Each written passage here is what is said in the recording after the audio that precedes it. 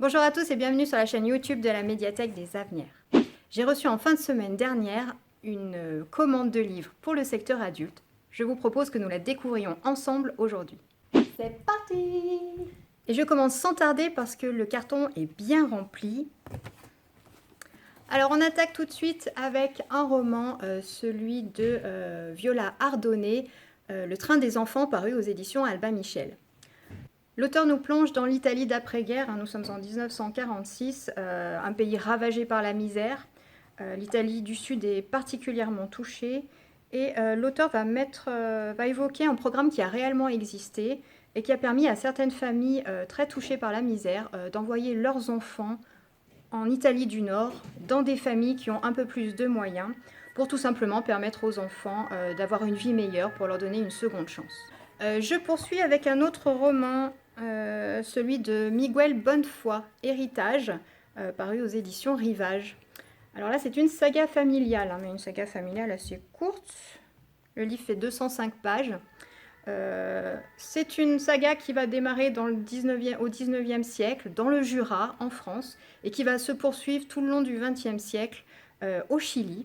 Donc l'histoire des deux pays vont se croiser, et la particularité de ce roman, c'est que en fait, chaque membre de la famille que nous allons suivre va vraiment vivre un destin incroyable, un destin hors du commun. Le suivant, c'est le roman La chose en soi d'Adam Roberts, paru aux éditions de Noël. Alors ce roman m'a vraiment été présenté comme un roman d'aventure loufoque, drôlatique.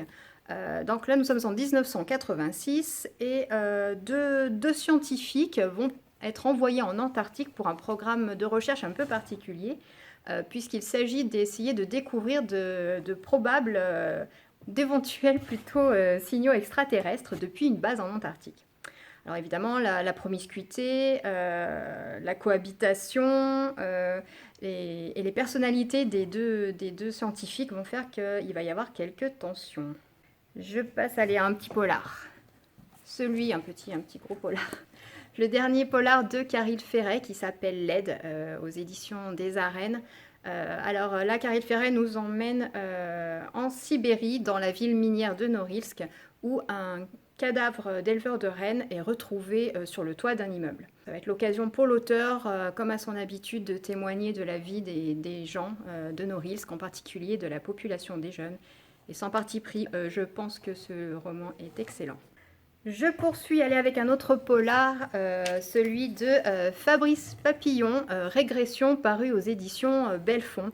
Alors ce roman m'a été conseillé par un lecteur de la médiathèque, je l'ai lu et j'ai tellement aimé que j'ai eu envie de vous le faire partager. C'est un polar scientifique, il nous raconte plusieurs crimes qui sont commis sur des lieux, sur des sites archéologiques, en Corse, en Espagne, en Angleterre, et les premières analyses de la police scientifique vont révéler un ADN d'une origine un petit peu particulière. Toujours dans les romans, le roman d'Anne Patchett, La maison des Hollandais, paru chez Actes Sud. Là, c'est un roman qui va mettre en scène le destin de deux enfants qui ont été mal aimés par leur père. Et les enfants, une fois arrivés à l'âge adulte, vont revenir sur les lieux de leurs souvenirs familiaux, donc notamment dans la maison des Hollandais, du nom des deux portraits à l'huile des anciens propriétaires de cette maison. Alors, un autre roman, le dernier roman de Yasmina Reza, Serge, paru aux éditions Flammarion. Donc là aussi, c'est une chronique familiale. L'auteur évoque apparemment avec humour et mélancolie les liens qui vont unir une fratrie de frères et sœurs, en particulier dans une famille juive, les Popper, où la mère, donc celle qui tenait la baraque, vient juste de mourir. Un roman encore, celui de Vanessa Bamberger, L'enfant parfaite, paru aux éditions Liana Levy. Alors là, l'auteur va aborder le syndrome de l'enfant parfait, comme l'indique le titre, le culte d'excellence, de l'excellence et de la performance. Un documentaire aux origines de la catastrophe, sous la direction de Pablo Servigne et Raphaël Stevens. Donc en fait, c'est un ouvrage collectif. Pourquoi en sommes-nous arrivés là? Donc c'est un livre qui va parler du climat déréglé, des pandémies à répétition, Et le collectif va essayer de comprendre comment nous en sommes arrivés là pour essayer de poser ensuite les bases d'une action collective pour essayer de changer les actions et les consciences. Un autre documentaire, dialogue entre un carnivore et un végétarien, de Michael Werner, paru aux éditions Albin Michel. Donc là, on va retrouver un dialogue entre deux étudiants en philosophie, donc un végétarien, un carnivore, et ça va être l'occasion pour l'auteur de ce livre de questionner notre nécessité naturelle à consommer de la viande, sur également la responsabilité que l'on peut avoir en tant que consommateur, mais aussi celle des industriels.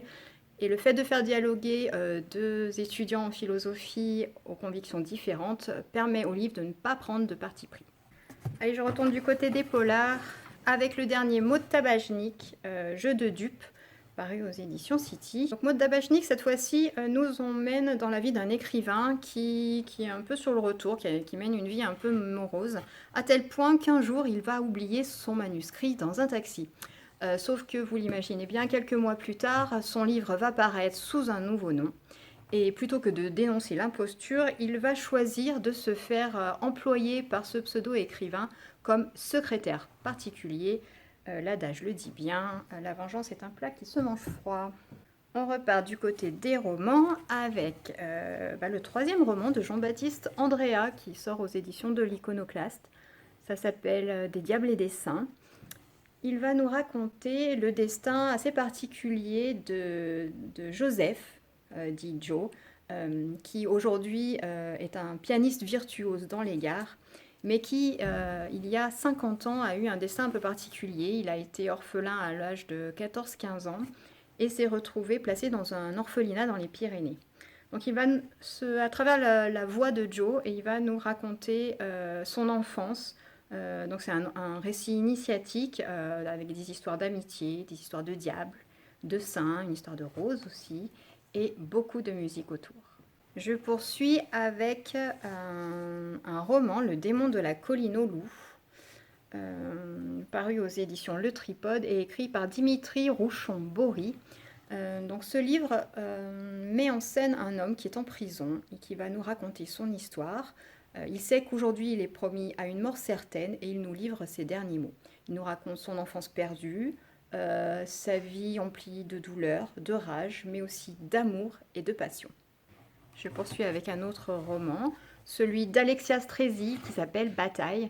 Alors Bataille paru aux éditions Stock. Alors Bataille, ce n'est pas les grandes batailles historiques. Bataille, elle fait plutôt référence aux petites batailles quotidiennes pour lesquelles tout un chacun on est amené à se battre tous les jours. Et elle va faire le portrait d'une jeune femme qui s'appelle Rose, qui à 27 ans va être soudainement confrontée à la disparition de sa mère. Non pas qu'elle va mourir, mais elle va purement et simplement disparaître et surtout, elle va laisser un mot à sa fille lui demandant de ne pas partir à sa recherche. On retourne un petit peu du côté des documentaires avec La symphonie neuronale d'Emmanuel Bigan et Barbara Tillman, paru aux éditions Humaine Science. Alors, ce livre veut démontrer pourquoi la musique nous est indispensable, pourquoi elle est indispensable à notre cerveau. Les auteurs vont s'appuyer pour cela sur les découvertes de ces 20 dernières années et vont nous expliquer comment la musique est reliée avant même notre naissance à notre intelligence cognitive et à notre intelligence affective pour créer une symphonie neuronale. Alors, un polar, cette fois-ci, celui d'Hervé Lecor, le dernier Hervé Lecor, Traverser la nuit, paru aux éditions Rivage. Donc c'est un roman qui se situe de nos jours à Bordeaux, en pleine crise des Gilets jaunes, et va mettre en scène tout un tas de personnages, mais va graviter vraiment autour de 3 personnages centraux. Un flic à la dérive, une trentenaire qui élève seule son enfant et qui est visiblement très mal dans sa peau, et Christian, un ancien militaire qui porte en lui une violence extrême. Donc il nous est vraiment présenté comme un roman noir ultra éprouvant. Et enfin, je terminerai par les mémoires de Renaud Van Ruynbeek, paru aux éditions Taillandier, où l'ancien juge d'instruction revient sur ses 40 ans de carrière dans sa lutte anticorruption.